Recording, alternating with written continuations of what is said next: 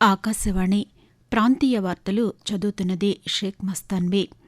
ముఖ్యాంశాలు: స్టార్టప్ ఇండియాను ప్రారంభించి 10 ఏళ్లు పూర్తయిన సందర్భంగా న్యూఢిల్లీలో ఈరోజు నిర్వహించే కార్యక్రమంలో ప్రధానమంత్రి నరేంద్ర మోదీ పాల్గొంటారు. సంజీవని ప్రాజెక్టును ఈ ఏడాది చివరి నాటికి అమలు చేస్తామని ఆంధ్రప్రదేశ్ ముఖ్యమంత్రి నారా చంద్రబాబు నాయుడు వెల్లడించారు. దేశ భద్రతకు సంబంధించిన అంశాల్లో సహకరించేందుకు తెలంగాణ ప్రభుత్వం ముందుంటుందని ముఖ్యమంత్రి ఏ రేవంత్ రెడ్డి స్పష్టం చేశారు. ఈరోజు కనుమ పండుగను తెలుగు ప్రజలు సంప్రదాయబద్దంగా జరుపుకుంటున్నారు. వార్తల వివరాలు: స్టార్టప్ ఇండియా కార్యక్రమాన్ని ప్రారంభించి 10 ఏళ్లు పూర్తయిన సందర్భంగా న్యూఢిల్లీలోని భారత్ మండపంలో ఈరోజు నిర్వహించే కార్యక్రమంలో ప్రధానమంత్రి నరేంద్ర మోదీ పాల్గొనున్నారు. ఈ సందర్భంగా ఎంపిక చేసిన అంకుర సంస్థల ప్రతినిధులతో ప్రధానమంత్రి ముచ్చటించనున్నారు. అనంతరం సభికులనుద్దేశించి ఆయన ప్రసంగిస్తారు. పౌరుల డిజిటల్ హెల్త్ రికార్డులను రూపొందించే సంజీవని ప్రాజెక్టును ఈ ఏడాది చివరి నాటికి రాష్ట్రమంతా అమలు చేస్తామని ఆంధ్రప్రదేశ్ ముఖ్యమంత్రి నారా చంద్రబాబు నాయుడు వెల్లడించారు. నారావారిపల్లెలోని సంక్రాంతి వేడుకల్లో పాల్గొన్న ముఖ్యమంత్రి పాత్రికేయులతో మాట్లాడుతూ, సంక్రాంతి రోజున పెద్దలను తలుచుకోవడం, ప్రకృతిని ఆరాధించడం మన సంస్కృతి అని చెప్పారు.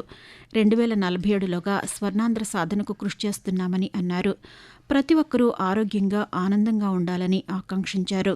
అందరికీ మెరుగైన జీవన ప్రమాణాలు ఉంటేనే సంపదకు విలువ ఉంటుందని పేర్కొంటూ, సంపద అనేది అందరికీ మెరుగైన జీవన ప్రమాణాలు ఇస్తేనే అది నిజమైన సమాజం అవుతుంది. ఆ యాంగిల్లో మేము పనిచేస్తున్నాం. అందుకే P4 తీసుకొచ్చాం. ఇప్పటికి ఒక 10 లక్షల కుటుంబాల్ని P4 ద్వారా అడాప్ట్ చేసుకున్నాం. ఈ 2026 నేను ఎక్కువ ఫోకస్ పెడతాను.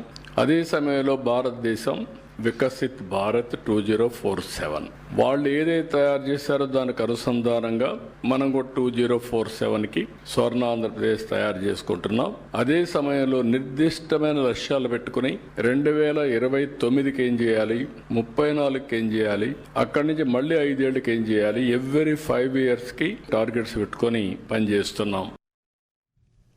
దేశ భద్రతకు సంబంధించిన అంశాల్లో సహకరించేందుకు తెలంగాణ ప్రభుత్వం ముందుంటుందని ముఖ్యమంత్రి ఏ రేవంత్ రెడ్డి స్పష్టం చేశారు. హైదరాబాద్ బంజారాహిల్స్లోని కమాండ్ కంట్రోల్ సెంటర్లో ముఖ్యమంత్రి అధ్యక్షతన పౌర సైనిక సంబంధాల సమావేశం నిన్న జరిగింది. ఈ సందర్భంగా ఆర్మీ, తెలంగాణ ప్రభుత్వం మధ్య భూ సంబంధ, ఇతర పరిపాలనా సమస్యల పరిష్కారంపై ప్రధానంగా చర్చ జరిగింది. అనంతరం ముఖ్యమంత్రి మాట్లాడుతూ, సదరన్ కమాండ్ సెంటర్ ప్రధాన కార్యాలయాన్ని హైదరాబాద్కు మార్చే అంశాన్ని పరిశీలించాలని కోరారు. తెలంగాణలో సైనిక స్కూల్ ఏర్పాటు చేయాలని అన్నారు. వికారాబాద్లో లో ఫ్రీక్వెన్సీ నేవీ రాడార్ స్టేషన్కు 3,000 ఎకరాలు కేటాయించినట్లు ముఖ్యమంత్రి తెలిపారు. 4 రోజుల సంక్రాంతి పండుగలో భాగంగా ఆంధ్రప్రదేశ్, తెలంగాణ రాష్ట్రాల ప్రజలు ఈరోజు కనుమ పండుగను ఆనందోత్సాహాలతో జరుపుకుంటున్నారు. జీవన స్రవంతిలో ప్రకృతి, పశువులు మనకు అందిస్తున్న సహాయానికి కృతజ్ఞతలు తెలియచేయడమే కనుమ పండుగ నిర్వహణలోని ముఖ్యోద్దేశం. పొలం పనులు పూర్తయి పండించిన పంటలు ఇళ్లకు వచ్చిన సందర్భంగా ఏడాది పొడవునా ఈ మహాక్రతువులో సహాయం అందించిన పశువులను రైతులు పూజిస్తారు. అంతేకాకుండా ఇళ్లకు ధాన్యపు కంకులను కట్టి పక్షులను కూడా ఆదరించడం సంప్రదాయంగా వస్తోంది. కాగా ఉభయ తెలుగు రాష్ట్రాల్లో రేపు ముక్కనుమ పండుగ నిర్వహిస్తారు. ఆంధ్రప్రదేశ్ ముఖ్యమంత్రి నారా చంద్రబాబు నాయుడు రాష్ట్ర ప్రజలకు కనుమ పండుగ శుభాకాంక్షలు తెలియజేశారు. రైతుల జీవితాలతో విడదీయరాని అనుబంధం పెనవేసుకున్న పశు సంపదను పూజించే పవిత్ర కర్తవ్యాన్ని కనుమ పండుగ మనకు బోధిస్తోందని సామాజిక మాధ్యమం X వేదికగా పేర్కొన్నారు. ఆ విలువలను కాపాడుకుంటూ రైతులు ముందుకు సాగాలని ఆకాంక్షించారు.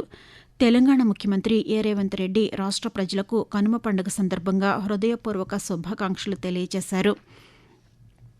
ఆకాశవాణి ప్రాంతీయ వార్తలు వింటున్నారు. తిరుపతి జిల్లాలోని చంద్రగిరి మండలాన్ని అభివృద్ధి నమూనాగా తీర్చిదిద్దేందుకు స్వర్ణ చంద్రగిరి ప్రణాళికలను ఆంధ్రప్రదేశ్ ముఖ్యమంత్రి నారా చంద్రబాబు నాయుడు ప్రకటించారు. స్వర్ణకుప్పం, నారావారిపల్లె తరహాలోనే సుస్థిరాభివృద్ధి లక్ష్యాన్ని సాధించేందుకు వీలుగా ముఖ్యమంత్రి ఈ ప్రణాళికలను అమలు చేయాలని అధికారులను ఆదేశించారు. నారావారిపల్లెలోని నివాసంలో జిల్లా కలెక్టర్తో పాటు ఉన్నతాధికారులతో నిన్న నిర్వహించిన సమీక్షలో ఈ మేరకు ఆయన దిశానిర్దేశం చేశారు. చంద్రగిరి మండలంలో ప్రజల జీవన ప్రమాణాలు పెంచేలా ఈ అభివృద్ధి ప్రణాళికల్ని అమలు చేయనున్నారు. గతేడాది సంక్రాంతికి కందులవారిపల్లె, చిన్నరామాపురం, ఏరంగంపేట గ్రామాలను కలిపి స్వర్ణ నారావారిపల్లె కార్యక్రమానికి ఎంపిక చేశామని అన్నారు. స్వర్ణ నారావారిపల్లె ప్రాజెక్టుతో ఏడాదిలోనే అద్భుతమైన ఫలితాలు వచ్చాయని చెప్పారు. భూమి, నీరు, గాలిని పరిరక్షించుకుని వ్యవసాయాన్ని సుస్థిరం చేసుకోవడంలో పర్యావరణాన్ని పరిరక్షించుకోవచ్చునని ప్రధానమంత్రి ఇచ్చిన పిలుపు పట్ల రైతులు హర్షం వ్యక్తం చేశారు. పశ్చిమ గోదావరి జిల్లా తణుకు మండలం దువ్వకు చెందిన రైతు సత్యనారాయణ ఆకాశవాణితో మాట్లాడుతూ సహజ వ్యవసాయం ద్వారా పర్యావరణ సమతుల్యత కాపాడుకోవడం సాధ్యమవుతుందని తెలిపారు. రసాయనాలతో పండించిన పంటలతో రోగాల బారిన పడుతున్నామని పేర్కొంటూ ఎరువులు ఉపయోగించడం వల్ల దిగుబడి వస్తుంది కానీ ఆదాయం అంతంత మాత్రంగానే ఉంటుంది. వ్యవసాయం గిట్టుబాటు కావట్లేదు. దాంతో పాటుగా పురుగు మందులు విపరీతంగా వాడడం, మనం అనారోగ్యంగా క్యాన్సర్ ఇటువంటి వాటికి గురవుతున్నాం. దాని మూలంగా మనకి సంక్రాంతి పండుగ రోజున నరేంద్ర మోడీ గారు మంచి సూచనిచ్చారు. ప్రకృతి ఆధారంగా పండించిన పంటలు భూమిని మార్చుకోవాలి అన్న విషయం మీద మాట్లాడడం మాకు చాలా ఆనందదాయకమైంది. ఆ రకంగా మళ్ళీ దేశ భద్రత సైనికులు ఏ విధంగా అయితే మనకి ఉపయోగమో దేశానికి రైతు కూడా అంతే ఉపయోగం. బలమైన తిండి తినగలిగినప్పుడే శక్తివంతమైన భారతదేశం తయారవుతుంది. ఆంధ్రప్రదేశ్ ముఖ్యమంత్రి నారా చంద్రబాబు నాయుడు కుటుంబ సభ్యులతో కలిసి నారావారిపల్లెలో నిర్వహించిన సంక్రాంతి వేడుకల్లో నిన్న పాల్గొన్నారు. తొలుత టీటీడీ వేద పండితులు ముఖ్యమంత్రి కుటుంబ సభ్యులకు ప్రత్యేక ఆశీర్వచనాలు అందజేశారు. గ్రామదేవత దొడ్డి గంగమ్మ, కులదేవత నాగాలమ్మ దేవాలయాలను కుటుంబ సమేతంగా సందర్శించిన ఆయన అమ్మవార్లకు ప్రత్యేక పూజలు నిర్వహించారు. అనంతరం కుటుంబ పెద్దలకు నివాళులు అర్పించారు. మేడారం సమ్మక్క సారలమ్మ ఆలయ ప్రాంగణాన్ని సుందరీకరించాలని, ఈ నెల 18న ముఖ్యమంత్రి రేవంత్ రెడ్డి పర్యటనకు అన్ని ఏర్పాట్లు పూర్తి చేయాలని తెలంగాణ రెవెన్యూ శాఖ మంత్రి పొంగులేటి శ్రీనివాసరెడ్డి అధికారులను ఆదేశించారు. మంత్రులు దనసరి సీతక్క, అడ్లూరి లక్ష్మణ్తో కలిసి మేడారంలో ఆయన నిన్న పర్యటించారు. సమ్మక్క సారలమ్మ మహాజాతర సమీపిస్తున్న నేపథ్యంలో పనుల పురోగతిపై జిల్లా అధికారులతో సమీక్ష నిర్వహించారు. అంతకుముందు మంత్రులు ఆర్టీసీ బస్టాండ్, జంపన్నవాగు, స్తూపం రోడ్లను సందర్శించారు. సమ్మక్క సారలమ్మ గద్దెల పునరుద్ధరణ పనులను పరిశీలించారు.